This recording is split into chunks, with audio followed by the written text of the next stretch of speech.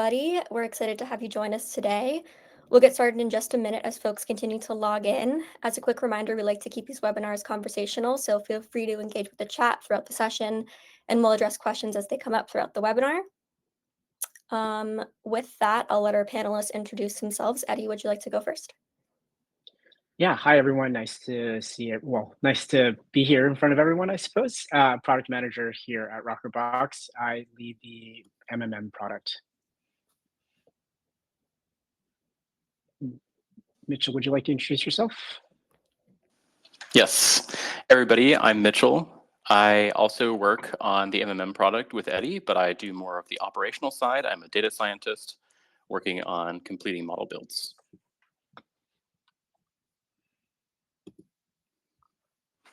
Excellent, okay. Our first question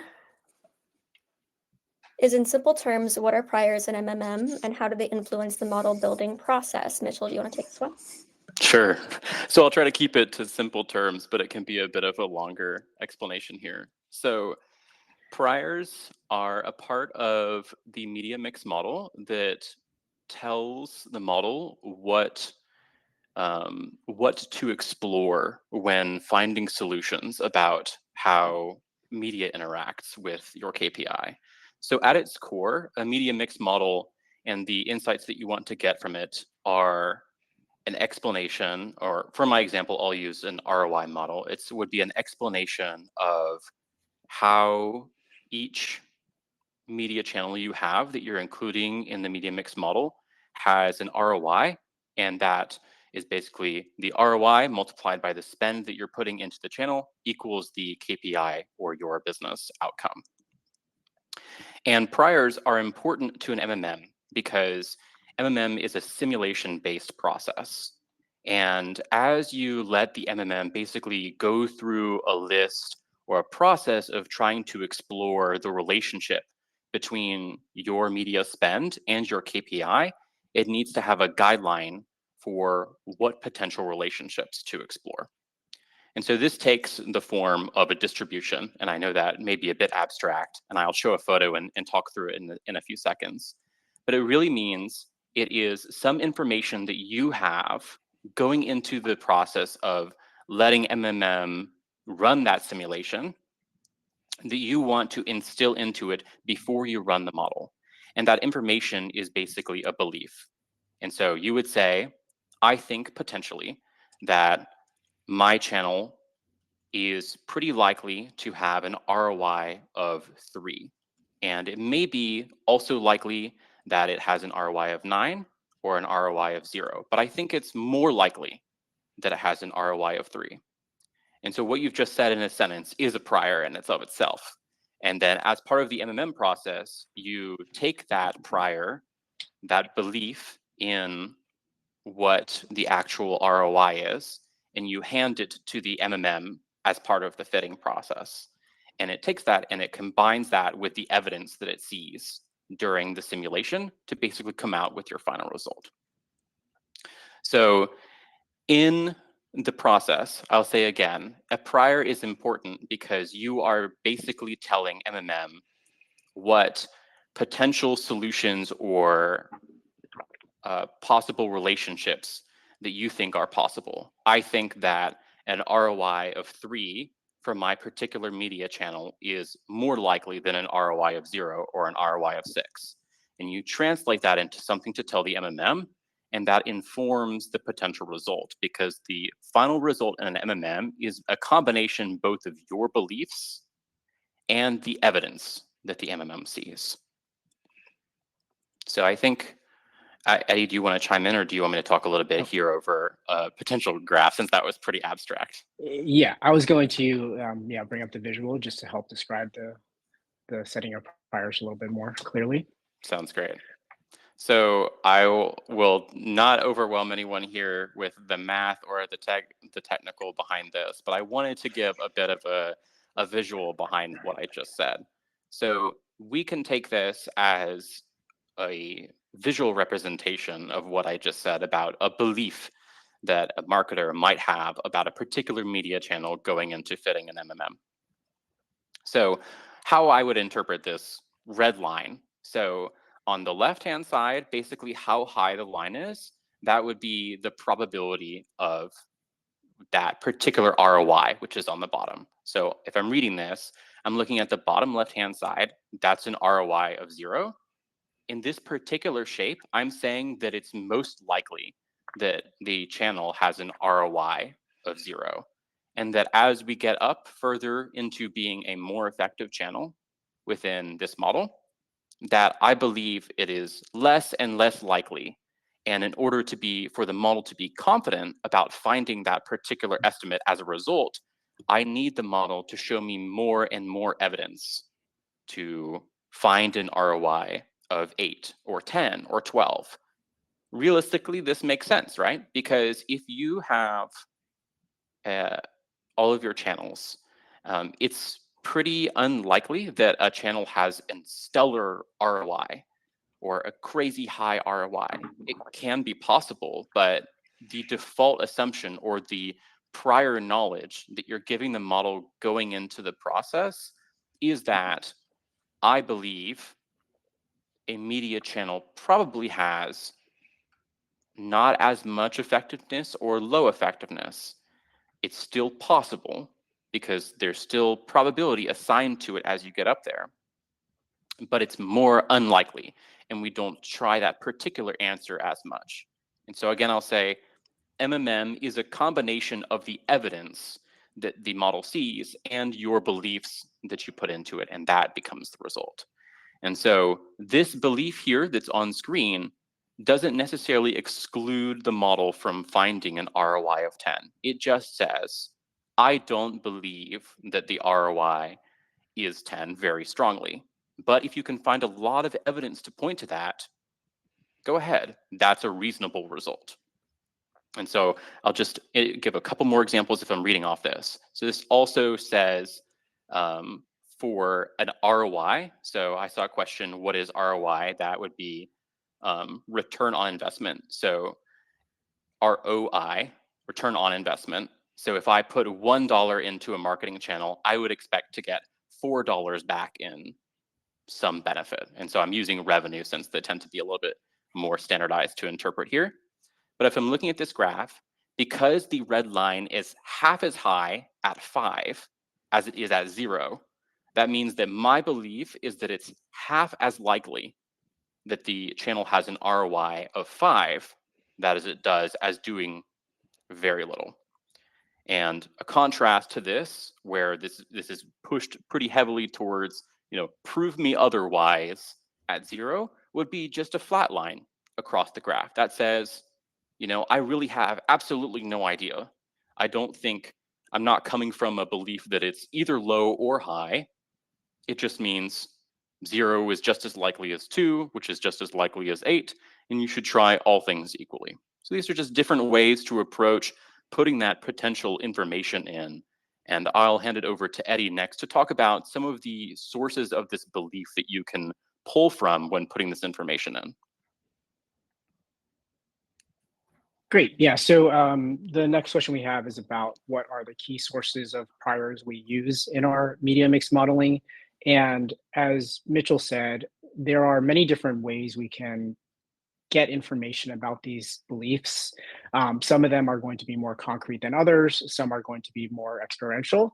And we'll talk a little bit about how we use them differently based on how much we trust these beliefs or if they're just a gut check. So one of the most common forms of data that we use for setting priors are platform reported numbers. So these are the numbers that you get when you log into Google or Facebook or TikTok, and effectively they're grading their own homework, right? They have an understanding that when you spend $1 on TikTok, it returns $3 of revenue, so on and so forth for different Google or Facebook campaigns. So each of these platforms is going to have some way to measure their own performance, and you can get access to this information. Rockerbox has integrations with all these platforms, and we can pull this data down ourselves. So we can grab this information directly via our integrations and use these as inclusion in our MMM priors as well. There are other non-paid channels where we also have a sense of this information. So if you work with different email or SMS providers, you'll know that every million emails you send, you generate X amount of revenue or Y amount of conversions, and this is all information we can use for setting priors. So effectively, this first broad category are numbers that external platforms will report in their own systems that we can use. The second source of priors that we use, and really is kind of the gold standard, are incrementality tests. These are tests that are run through agencies or partners of yours where you're trying to do like a lift study or something like that, where you understand that a very specific test where every dollar you spend returns some value, right? That's exactly the purpose of these incrementality tests. And depending on the results, we can incorporate these with great confidence in the setting of priors within our platform. Now, the trade-off here is that you have to very purposefully run these tests kind of outside of just marketing in general. Whereas in the former case, you're going to be spending on Google, you're going to be spending on Meta, you're going to naturally have this already. So incrementality tests are purpose-built studies that you're going to be performing that we can use to inform priors. Another set of data that we can use for priors is just domain knowledge, industry knowledge. So if you noticed in the earlier slide that Mitchell showed, the probability that an ROI for a given channel of being 12 or better was extremely low. And this is just what we know. We know that there's very few channels, if any, that are going to have a 10 plus X ROI. Therefore, we can constrain this, and we can get very specific where based on our experience, based on our customers' experience, we know that certain channels just aren't going to exceed certain values, and therefore, when we set our bounds for priors, they're going to be narrower than that extremely high value. And then finally, we can use something that's a little subjective, right? We talk about belief systems, and sometimes there are data or experience that our customers have that have been marketing for the same company for months or years, and they just know that certain channels perform at particular thresholds. And even if there isn't necessarily like a reported number from a platform or a incrementality study, they just know that X channel performs better than Y channel, and therefore we want to be more aggressive finding positive ROIs for the first channel and less aggressive pursuing a positive ROI for the second channel. So these are all different sources of information we can use to include in the setting of priors. So just to recap, that's platform reported numbers, there's incrementality tests, there's domain industry knowledge, and there's customer contextual beliefs. I think it's also important to note that we don't treat all of these the same. So for example, if you think about a platform's reported numbers, a Google or Facebook is only has a view into their performance without consideration for other channels. And typically they're going to grade their homework as best as they possibly can. So when we get platform reported numbers, we tend to think of these as more of an upper bound, right? So if Google thinks that their ROI is 5, we're going to tend to explore spaces that are below 5. On the other hand, when you have something like an incrementality test that has a very tight confidence interval, instead of setting an upper bound, we might use that as more of a centering. So if the return on investment from an incrementality test is 3, we're going to explore spaces below and above 3 within a certain range, as opposed to setting 3 as the upper bound. And then one other point I just want to chime in is that for any given customer, we're going to use combinations of these sources of priors based on what is available, right? So very unlikely for I shouldn't say unlikely, but very few customers have incrementality tests for every single channel they run. It's expensive, it's time consuming. So generally speaking, we might see 1 to 3 incrementality tests for their top channels. We'll get platform reported numbers for another subset of channels. We'll use industry knowledge for another set. So it's totally acceptable and normal for us to use a varied set of sources of data in order to construct the final priors. We did have a question in the chat. How do you approach setting priors for ad stock? Yeah, that's great question. That is something that we talk a little bit about later on. But yes, we can also set priors not just for performance-based ROIs, but also for things like ad stock, spend effects. Mitchell, do you want to chime in a little bit more on some details for this? Yeah, I'll take maybe a brief diversion to talk about what ad stock is, since I think to answer the question for anyone else or to have a little bit more context, you should probably know what it is. So there is the idea that an MMM accounts for multiple ways that spend interacts with the KPI. So what we're going to focus on mostly in the presentation is the ROI, or the direct relationship between how many dollars you get in return based on a single dollar of spend. But in order to accurately assess that direct relationship, you need to also in an MMM account for other things like time delays and the decay of ad spend. And so that's the idea that a dollar I spend today is actually spread out over time. There's not always going to be the complete response of who is going to take some action take some action after seeing my dollar of ad campaign that I roll today. It actually might be more like 60% of the benefit is recognized today, and then 30% is recognized tomorrow, and then of the final 10% is recognized on the third day. And so the difference between all of it being all at once and kind of spreading that impact out over time is what we can call as an ad stock effect. And this is something that the MMM discovers through its process of running. Alex is right, though, that you do set a prior for this. So everything in an MMM actually is controlled through a prior, and that's even more abstract than showing the curve earlier. So I'll save a dive into that if there's a specific question about why everything is a prior in the appendix.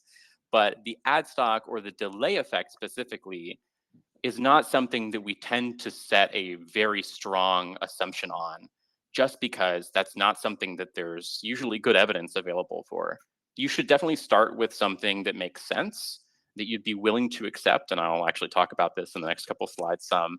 But I think in terms of market research, there isn't necessarily super strong evidence for saying the model or that Facebook responds in exactly the specific way and other channels respond much slower and much more over time. There's a bit of a vibe to it, but there isn't a sort of like specific industry standard or measurement that people tend to have, as much as you might have something like an incrementality test, where that is a specific controlled experiment on that. Ad stock is not necessarily something you get a really tight result that you can feed to the model. I'll just make a quick note that I will come back to this a little bit later on in a later question as well. Cool. So let's move on to the next question. How do priors improve model performance and help marketers make better decisions? Yep. So for improving model performance and making better decisions can come as kind of like a shared benefit from using priors correctly. So I will say that it's hard to know from the outside, but running an MMM is actually quite a complex problem to answer, especially with limited evidence. So when you think about it, there's 2 years, and 2 years feels like a lot of data, but that's actually daily data, and that's less than 1,000 days of examples based on if you have 2 full years of data for your business and all of your spend gathered for all of that. So priors can really help us get better performance from a model and have more reasonable insights, because you're starting in a place that makes sense. So if you use a prior that doesn't really match what you'd be willing to accept from a model, then why start with that? So you should be really utilizing a prior that lines up with a potential result from the model if the model doesn't find really strong evidence. So I'll say that again, because it's a bit odd that you shouldn't use anything that you wouldn't believe in at the end, because the MMM is essentially going to take evidence and apply it on top of the belief that you give it. And so if you give it an unreasonable belief, it's going to have to work against that evidence. This has the added benefit of the more confident that you are in your beliefs, though, if you have really strong evidence, that means that your final results are something that will make sense to you as a decision-making process. And you don't want to base your decisions off of something that you don't believe in. If you have a model that just flat out doesn't make sense to you, are you really going to make a budget decision on that? And so priors help you ground that belief and that constrain the final results to a range of believability for you, knowing that you can trust it because what you're putting into it to begin with, you can trust. The other part on this is also model performance. So there are some additional considerations in the technical process of MMM, like channels that might be correlated or simply complex problems for the model to solve. So if there, I actually just got ahead of this question. So how do you handle the multicollinearity challenges in MMM? So if you have something like two strongly correlated channels, but you can run a convincing test and get a strong belief about one of those channels, then you can instill the model with that particular relationship. I would say with the prior that based on a compelling test result, having controlled for other factors, that I know pretty well in this point in time the relationship for this marketing channel and the outcome, that can actually help me include more channels in my MMM. An unfortunate thing about the underlying architecture of MMM is actually that if you have two channels that basically have the same exact spend on paper, there's not really much of a way for the model to tell them apart because they look the same on paper.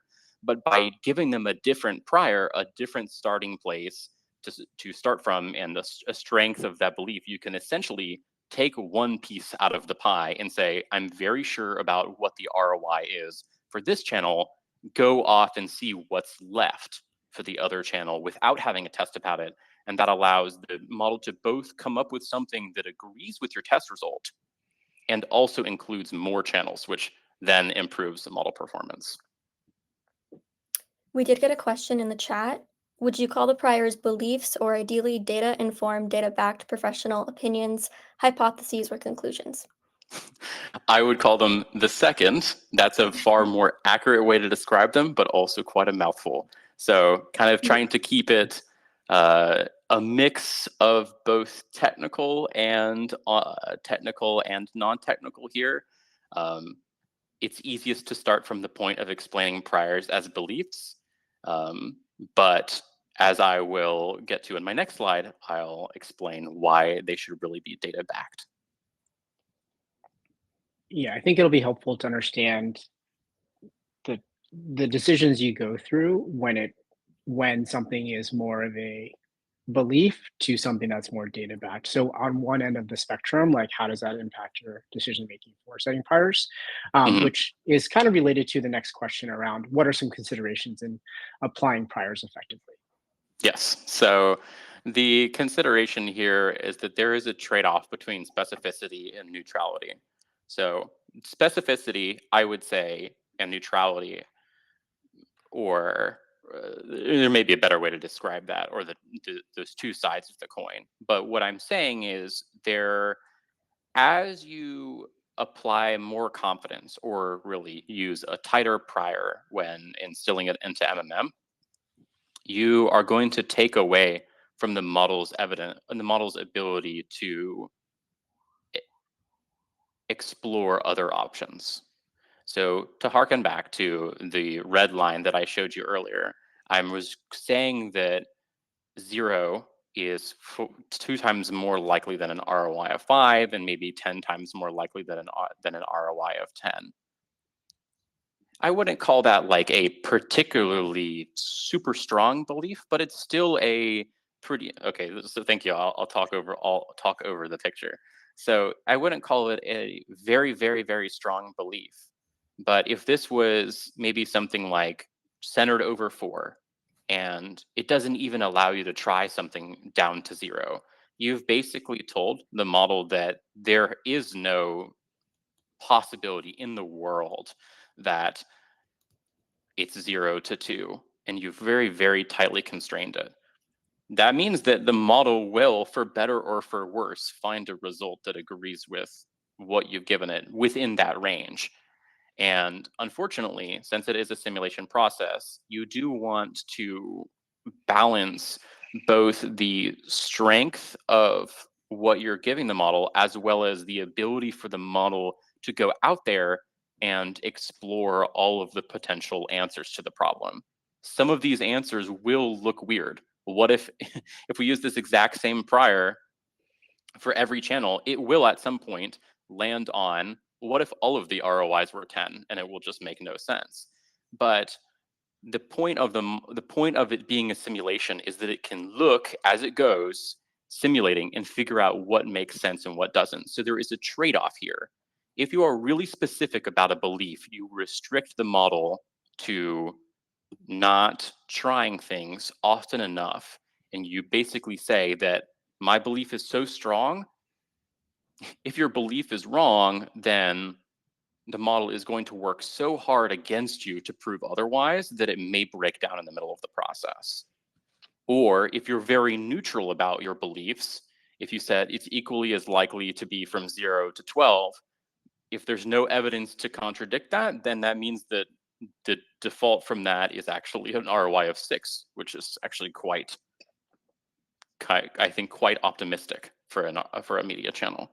So there is this trade-off in applying priors effectively to say, I have evidence that I want to use, or beliefs, or platform performance that helps me tend this in the right direction when setting it up and setting up the simulation in the right way to explore things.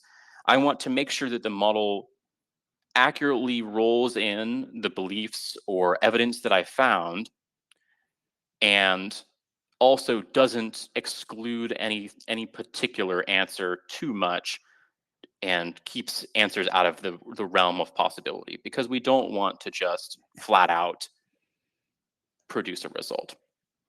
Because with something like this, and I'll be explicit, with priors, you can cook your books here. Like, if you say every single channel has an ROI of 2, 4, 6, there's not really much room for the model to show otherwise. So you need to be very particular and careful about not just giving it the final result so much as giving it an ability to tend into the final result. You wouldn't want to give it anything that you wouldn't want to accept as a result. And this is kind of going back to the point of, how do you help marketers make better decisions? You don't want to use a prior that you wouldn't be happy accepting. And so, for example, for something like this on screen, which is a little bit reasonable, I'd say, it's around 2 or 3 ROI if you don't have any evidence otherwise that this channel might have something between 0 and 3. So it's pretty conservative. It still explores upwards, but it's also not giving a ton of evidence upward else. And if you bring in platform performance, those other measurements that Eddie talked about, then you can start to shift and move this around. And also, MMM is an iterative process. So you don't have to just run one model with the right priors.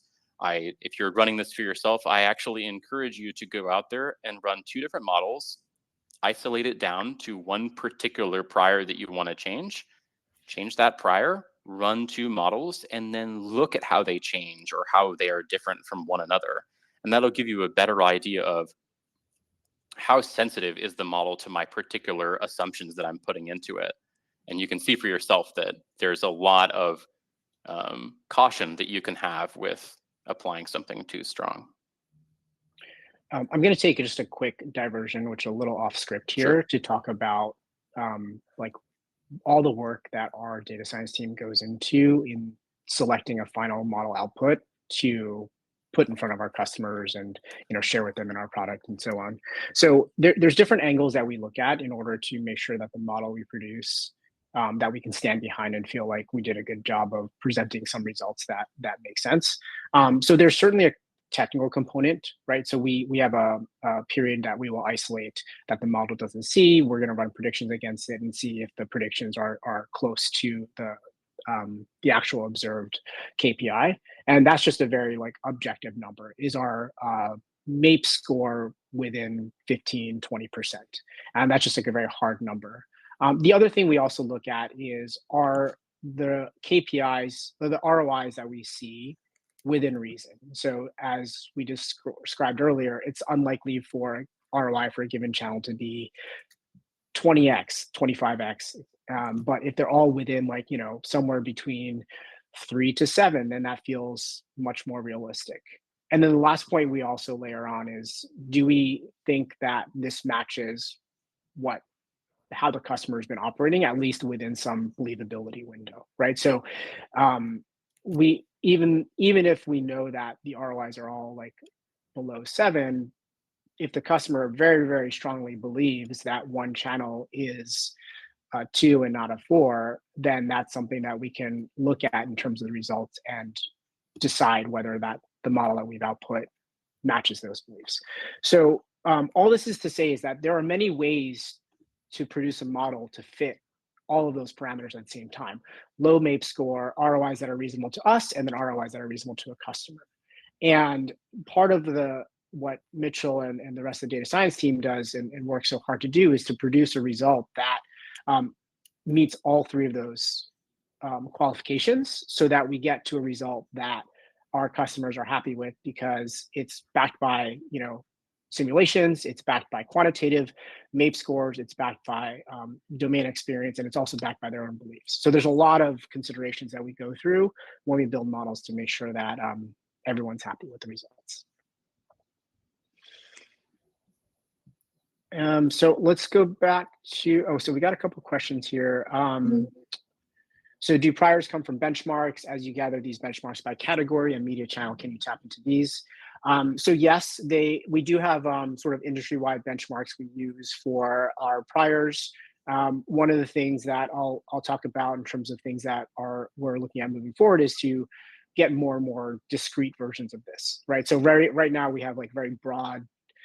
We know that certain channels have performance indicators like X. We know that the spend effect curves and ad stock for other channels looks like this. The more customers we have working with us in any capacity, the more data we have, and we can create tighter informative priors as well.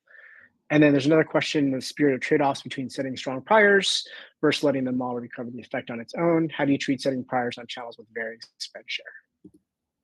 So leaving high spend channels alone, setting strong priors to constrain low spend channels. Mitchell, do you want to take that one? Sure. I wouldn't say that you should necessarily set a strong prior on a channel based on its spend share alone. And that's because the share of spend that a channel represents is, at the end of the day, a human marketer decision. And I don't know why they decided that this particular channel is so effective without a measurement. If they have a test that they've proved that this, or some experience that they can draw on, or something that they can share with us that kind of gives us more evidence that proves that something that they're investing into heavily has a high ROI, and that's why they're investing into it heavily, then you can use that evidence. Again, going back to the same exact sources that Eddie described, then you can use that evidence to say that a high spend share channel has a high ROI. I'm afraid that the spirit of setting strong priors because you have a high spend share channel is actually a bit of a self-confirming problem here. Because if I have 30% of my budget in Facebook prospecting, or let me use a little bit more of an extreme number. I have 60% of my budget in Facebook prospecting campaigns, and that is the majority because it's more than 50%. It's most of my marketing budget. I'm spending in that channel because I believe it has a high ROI. And if you are going to lean very heavily into setting a prior that it has high ROI, are you letting the model find out otherwise? Because it may be such that just because you're spending so much in Facebook prospecting doesn't mean that the model is necessarily going to find a good link there. I'm not saying don't set a prior. I'm just saying this is the caution. How strong of a belief do you have about that? And how much are you looking for MMM to actually give you a novel result? Because you are approaching the results from MMM, or as marketers, we should approach the results from MMM as giving us more information about the relationship between marketing and the outcome. There's very different ways to measure this, and how to unify them is a difficult problem, but it's another source of information. MMM doesn't have all of the answers, but it's basically a tool in your playbook that you should take into account. Should you basically preclude yourself from having MMM explore the full range of answers, or equally explore those? It depends, again, on the strength of your belief. And if you really, really believe it such that you wouldn't accept a model that doesn't accept Facebook prospecting with an ROI of 10, then maybe you should have a prior that starts with that assumption. But I would really examine that and examine that as part of your process, and try other things, because you might be surprised at what the model tells you about the relationship between your spend and your actual KPI. Mitchell, some of That seemed like, go ahead. I was just going to say that seemed like it spawned a bunch more questions. So I'm happy to get into this. Yeah, I think some of the questions are more about, would you, in those cases, would you be more likely, or would it be more advised to constrain the lower spend channels and let the higher spend channel kind of free roam? I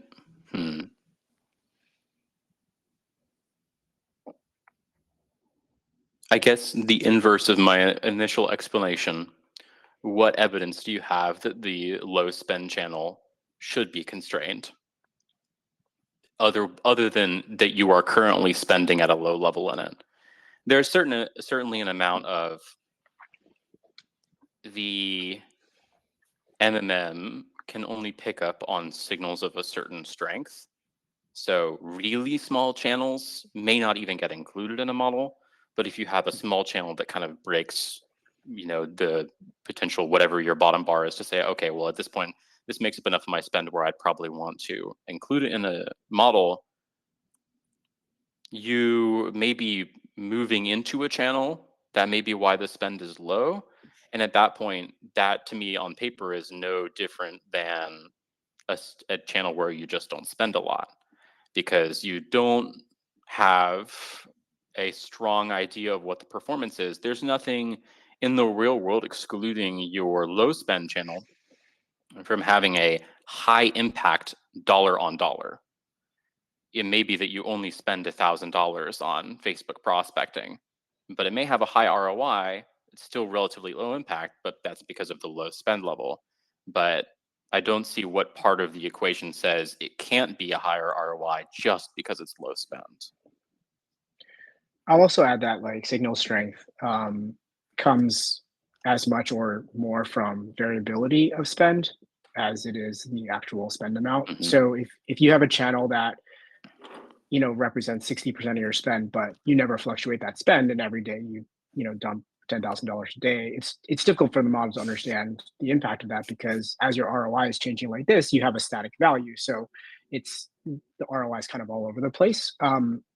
Whereas on the other hand, you could have a channel that you're, lightly investing in. Maybe it's only 7% of your total spend, but some days it's 15%, and other days you turn it off, and like that actually gives the model more signals to understand the impact, as opposed to just the sheer total amount of spend that it represents across the training period.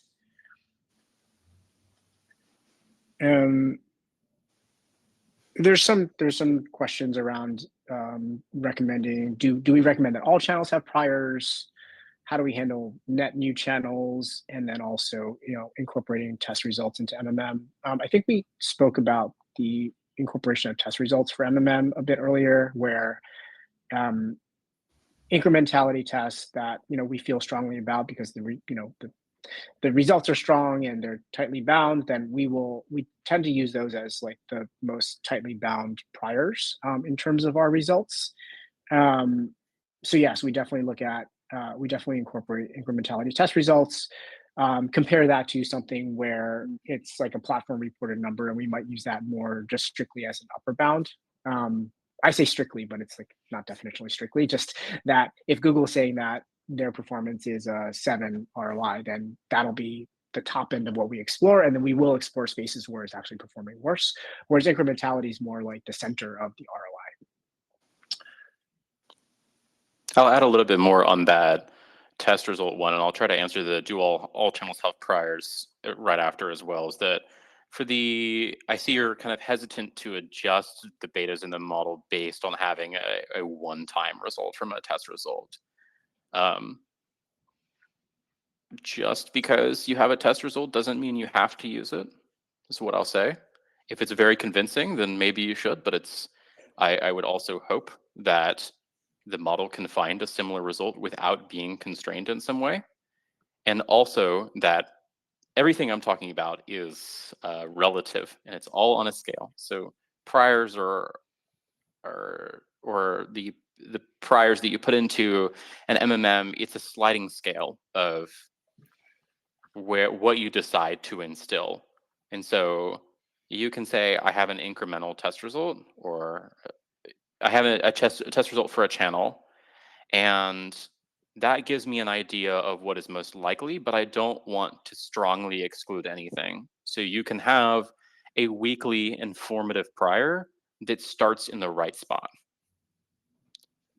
And I'll clear up maybe a misconception here that do all channels have priors? Do you recommend all channels have priors?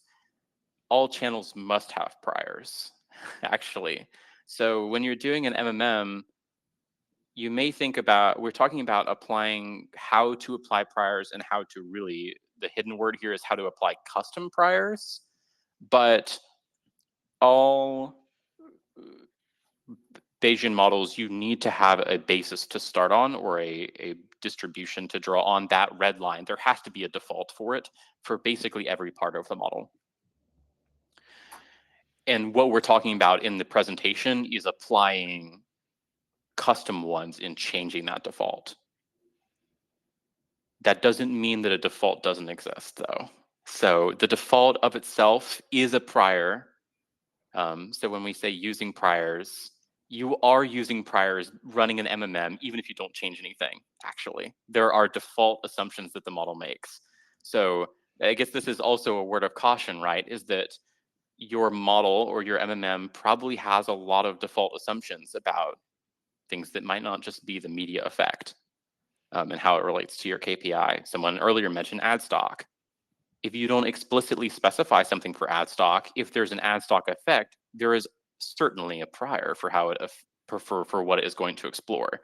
And that prior, although you may not have evidence, you may not agree with the default. So I would say there is a default happening behind the scenes for everything. And we're talking a lot about using real world evidence to change that default. But there's also some amount of, you should take a look at what the defaults are regardless, just to make sure they make sense to you. And there are always some defaults out there, just usually neutral ones. Do you have anything else you want to add on this question number 4, Mitchell, before we move on to the next one?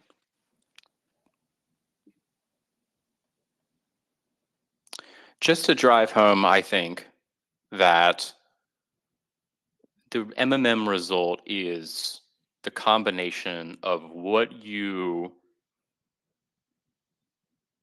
apply as prior knowledge and evidence. And that the stronger you apply prior knowledge, the more you are influencing the final result. There is a cautionary tale to be said for, I have this belief so strong that I don't let it go somewhere. I would say, be willing to be proven wrong. MMM is here as a tool to potentially to surprise you, so just be careful. And I think we can move on from there. Cool. I think we got a question around something more related to response curves. So Mitchell, I'll let you tackle that, and I just keeping an eye on time. Let me just answer or let me proceed to the fifth question while you take a look at that question, and then we can come back to that, to Patrick's question. So the fifth question and last one we have prepared is around how do you see the use of priors evolving as MMM continues to advance? So there's a couple different angles that we're prioritizing in terms of how we think about priors, how we source priors, how we use them in our modeling. The first is that we are looking at additional sources of data for setting priors. So there's a question earlier around like industry benchmarks. We have broad industry benchmarks today across different channels, across different CPG versus ecom type companies, and we can get more refined there, right? So we might have a larger library, a more detailed library of starting priors based on a portfolio that you match a basket of customers that look more similar to you. So the more customers we have, the more information we have for that. The other aspect is that we also launched our own testing product late last year. Testing is a pretty significant component of us setting priors today. So we will have the opportunity to use our own test results for setting priors in the future. So that's another area that we can look at as well. Of course, we have our MTA product. We have MTA results that tell us what the CPA ROAS is for a given customer on a per channel basis. So that's, of course, information we can incorporate in the setting of priors as well. The other thing that we're looking at is also just, I feel like the way we talked about building models today was really around like how do you build a first model, but MMM is iterative over time as you get more information, as you run more marketing. So as we refresh from month to month, quarter to quarter, one of the things that we know is that customers also don't want significant disruptions in how their media is perceived from month to month, from refresh to refresh. So there is this idea that like we want to make sure that the results from Q1 don't look drastically different from Q2. Because all of a sudden, you're going to be trying to figure out why you spent all this money on a channel that we thought performed well before, and now the model's telling you no. So this continuity idea of making sure that model Q1 is within the bounds of believability for model in Q2 is something that we are currently and continue to refine how we carry over those beliefs from quarter to quarter or from refresh to refresh. And then the last aspect is, as we mentioned earlier, most of what we talked about today, we're setting priors around ROI. We can also set priors for, other parameters like seasonality curve, spend effect, the ad slot transformation that someone asked about earlier. So things like we know upper funnel media is going to tend to have a longer distribution of impact as compared to something bottom funnel, right? So those are examples of priors we can get, and we have information from, again, our other products like testing or MTA that can help inform that, and we can also use third-party data to help inform those types of priors as well.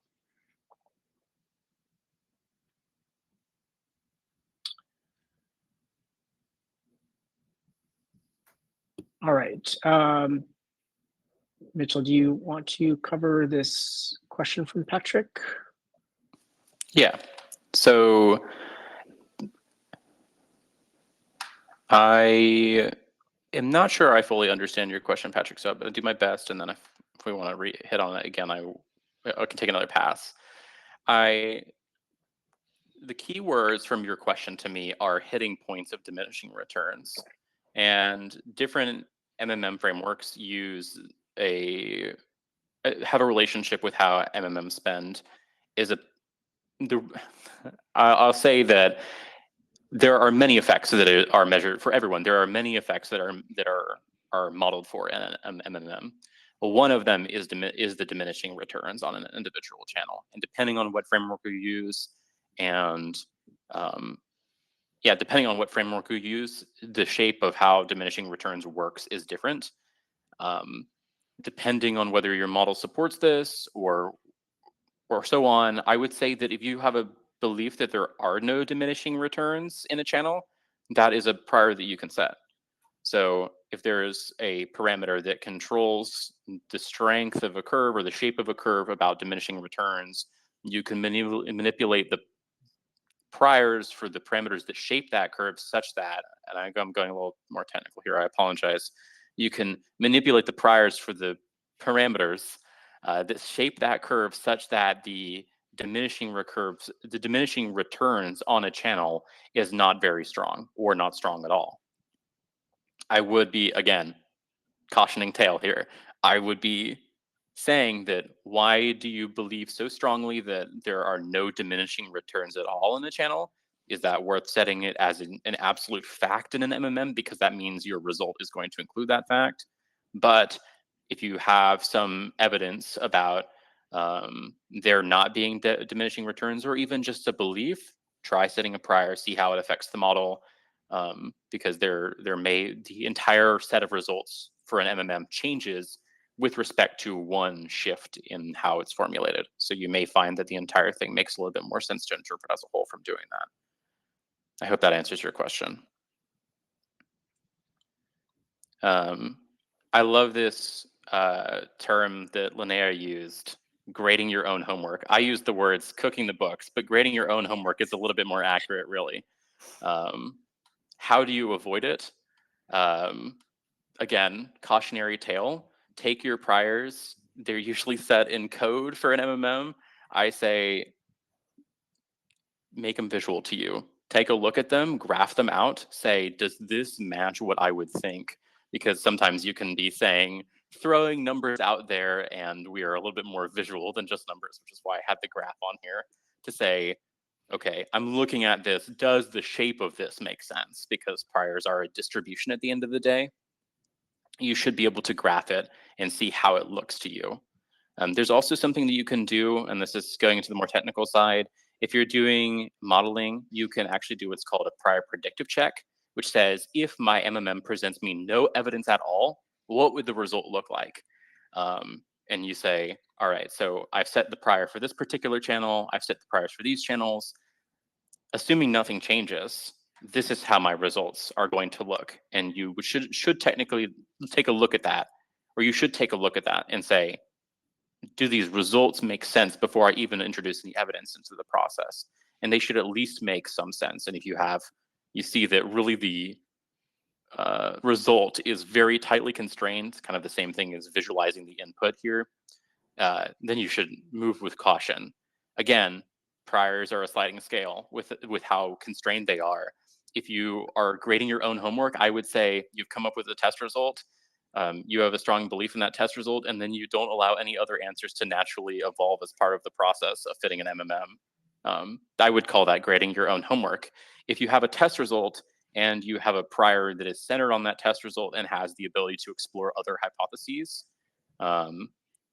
I don't know if I'd call that grading your own homework. I mean, you're supposed to use your notes when doing the test, right? That's just what a test is. Okay, maybe that's a little confusing, but since you're using the test as notes, but you're supposed to use basically the measurement to help the model out. So using it the right amount is something that you kind of have to just iterate on. Yeah, I'll also touch on another point that Mitchell mentioned earlier, that you can run multiple models with multiple priors or different versions of priors. And I think that that's also just, we don't get one shot at this, right? Like it's time and compute that allows us to run multiple iterations. And sometimes that's just the best approach to determine whether or not something makes sense to use as a prior or not. I'll tackle the one from Shabani again about, does your tool allow you to set coefficient priors, stock priors, or something else? Yes, of all. I mentioned earlier that there's a lot of effects that go into MMM that define the relationship between spend and the outcome.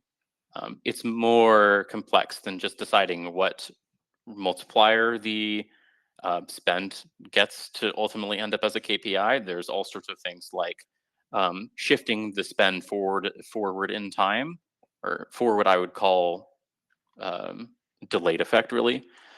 Spreading out the effect, saturating the spend, which is what Patrick was talking about earlier, and No, there are more. I'm just drawing a blank off the top of my head. Again, all of those things, seasonality, all of those things are controlled by priors. So our tool, we at Rockerbox, we offer the ability to bring your data in and custom build a model for you. So I wouldn't call it a tool, but as part of the model building process at Rockerbox, we can take any beliefs and results that you have and work that into a process as part of our collaboration with you. To chat about Patrick's question a little bit, I think what the question is that Patrick has is kind of two aspects of what our MMM produces. So first of all, there's like the ROI and spend effect and response curves, and that's like those are outputs of the model. And then there's the like decision making of what you should then do with all that information, which part of what our offering includes is the scenario planner, where you can set goals and constraints in order to hit certain objectives. So one of the things that our scenario planner supports is this idea that, like, if I'm trying to budget for next quarter, right? So if I'm trying to budget for Q2 right now, I have constraints that I know maybe based on historical data of, you know, my ability to spend on certain channels can't exceed certain values. So I can set very hard constraints and say my upper budget for Facebook retargeting, for example, is limited to $10,000 a day because my audience just doesn't grow any bigger than that.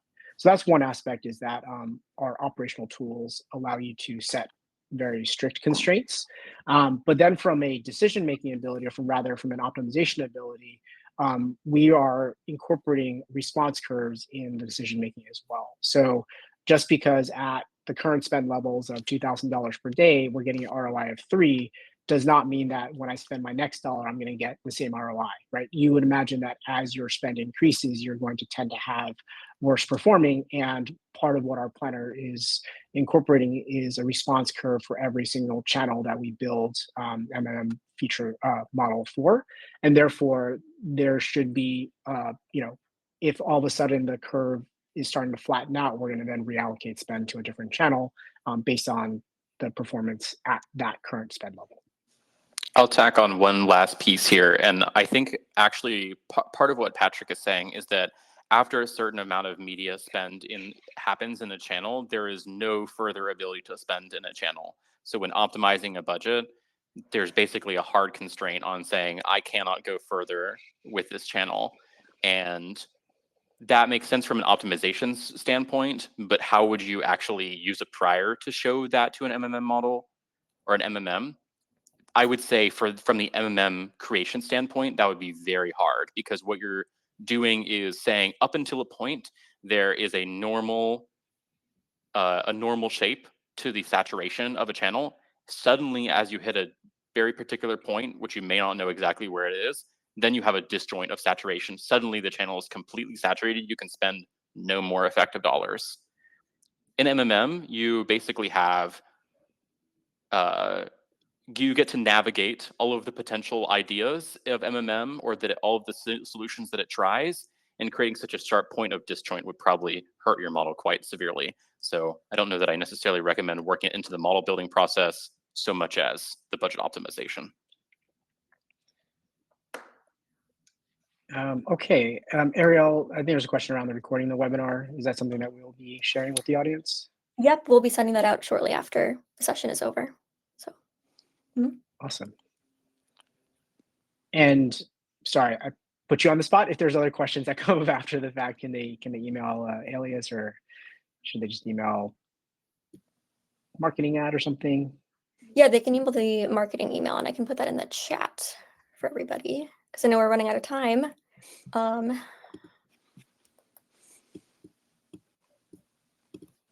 Great, awesome. Well, thanks for everyone for our participation. Thanks for all the questions. Just to recap, Ariel will send a recording so that you guys can review. And then if you have additional questions, that will be provided as well. So you can feel free to reach out. And yeah, thank you so much for all your time. Thanks, Mitchell, for taking all the questions. Of course. Thank you, everybody.